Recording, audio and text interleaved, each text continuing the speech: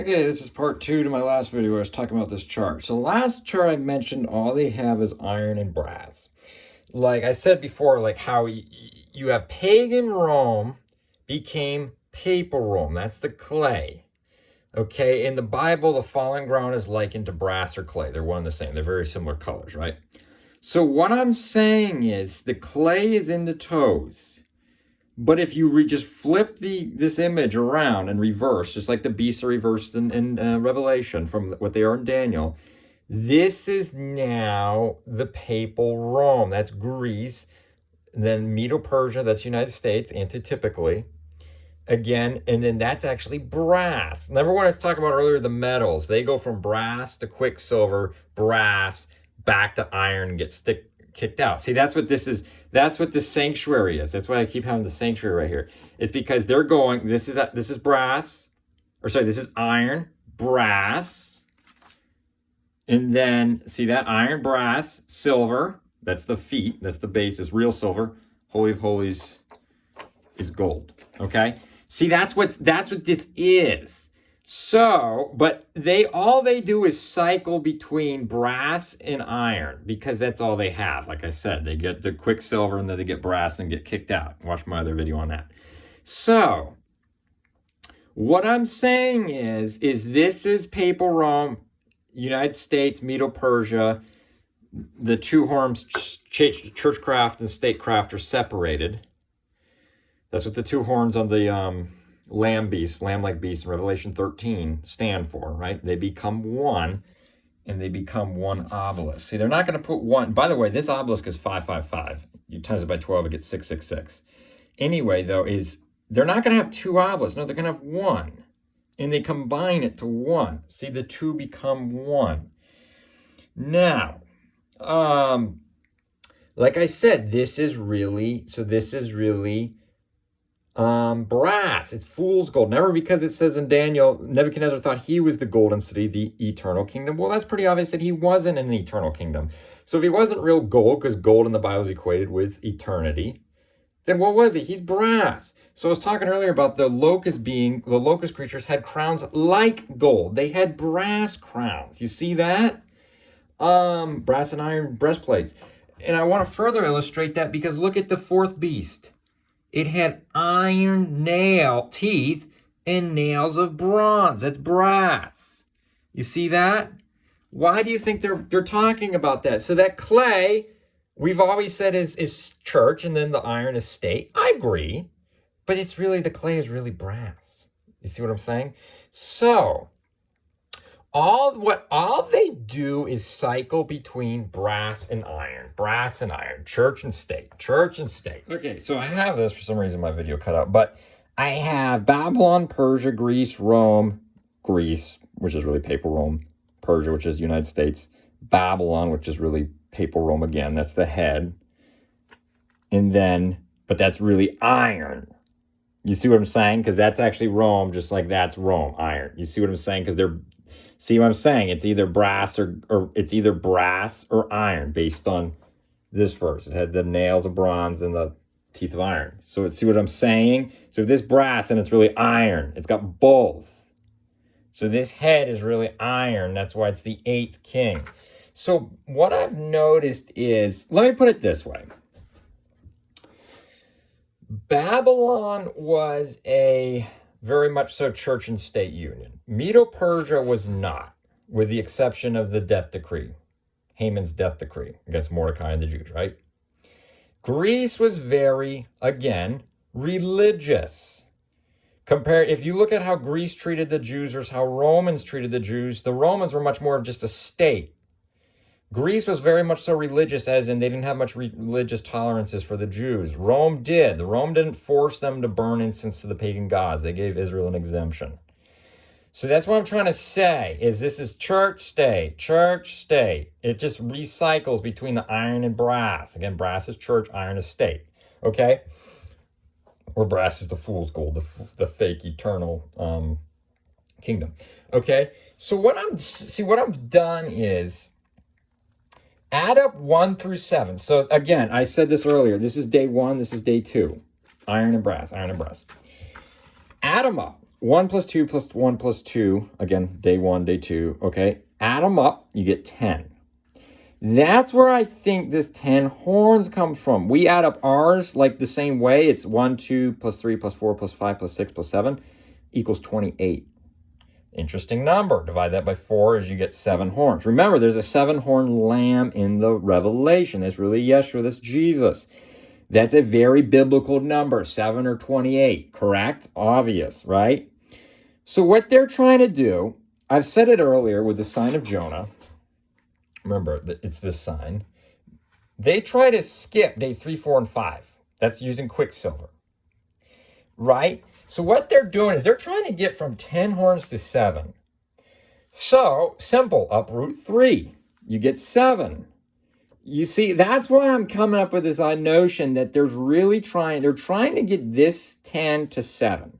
Because, again, they're trying to copy everything, but they can't.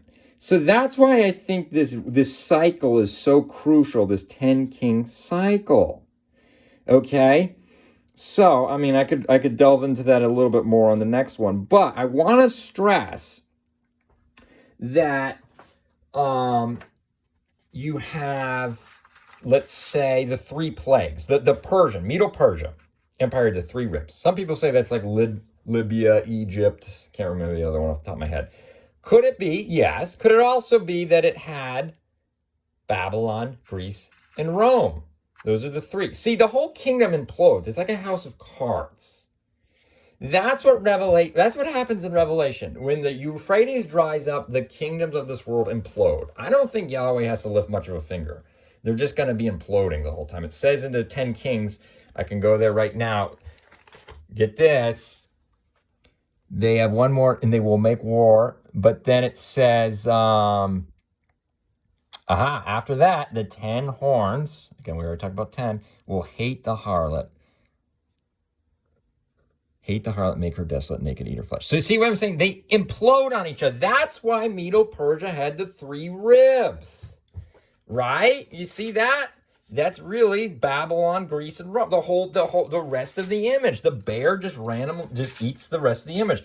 Why is that important? Why do you think there's 3 plagues of smoke, fire, and brimstone in the 6? Those are the synonymous with the 3 ribs. You see what I'm saying? Those are the 3 kingdoms of the whole composite beast.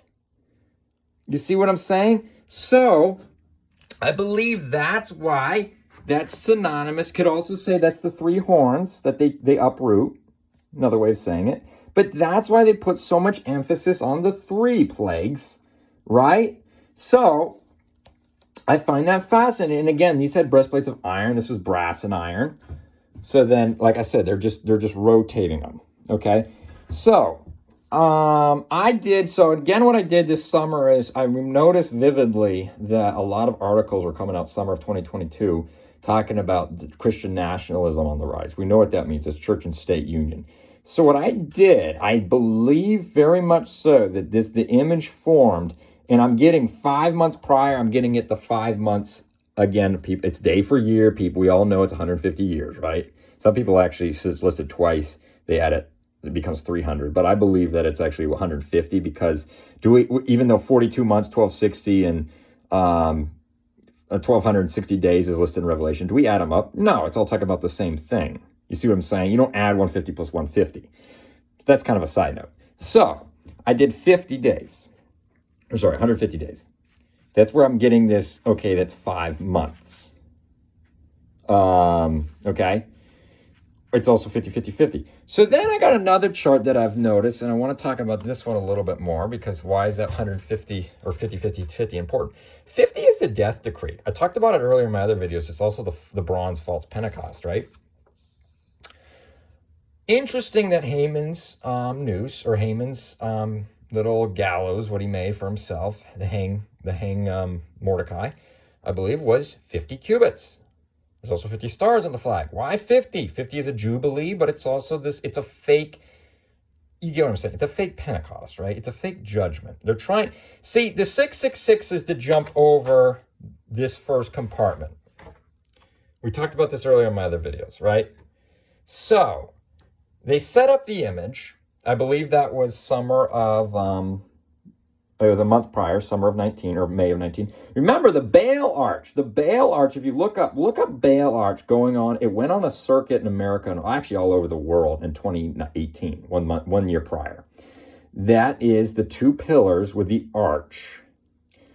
That's these two. I talked about it earlier. The Baal Arch went on a grand national world tour in 2018. So I think I can very much safely say Corona happened in summer of 19. That's when it first came to the scene, right? I think I can be very confident that that obviously means something. Now, I want to get to this notion of the whole 33. They had faces of men and hair of women. You see that? Faces of men and hair of women. Okay, what they're doing is 666 or 0.666 times 50. Again, this is the death decree. This is the image. Again, this was 555. Or sorry, that obelisk is 555 times 12 is 666 or 555. Depends how you want to look at it, right? Take 50 times 0.666. 33.333. That's a very interesting number, right? We all know that. Well, Jesus was 33 years old. Jesus also walked the road when he was here, right? So there's only one male in the kingdom of heaven, and that's God. That's Yahweh. All his followers are female virgins. So what the devil said in the Garden of Eden, to become your own God equals becoming male. That's why Sodom and Gomorrah, or spiritual Sodom, is equated with the fallen world. Because they're males. Because the harlot becomes a male. You see what I'm saying? They want to be their own God, their own male. See, the rest have to be married to the Lamb. How can two men be married? You see what I'm saying? So, apparently in Sodom and Gomorrah they can be. But, so that's what this is really talking about. These two pillars becoming one, the fake male.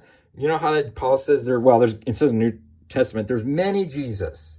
They're becoming their own God, their own Jesus, right? They're becoming male. That's what this is. Why do you think 666 is a number of man? You see how obvious that is now? I just thought of it, it's the number of men. I go, of course it's the number of men, of a man. They're becoming a man. That's what this is about. So, why do you think they had faces of men and they had hair of women? They're pretending to be a church, but they're pretending to be truth, but they're really male. I think that's phenomenal. See that? So that's basically, I was just explaining this further. Let's see if I've got any more. I think that'll be it for this video.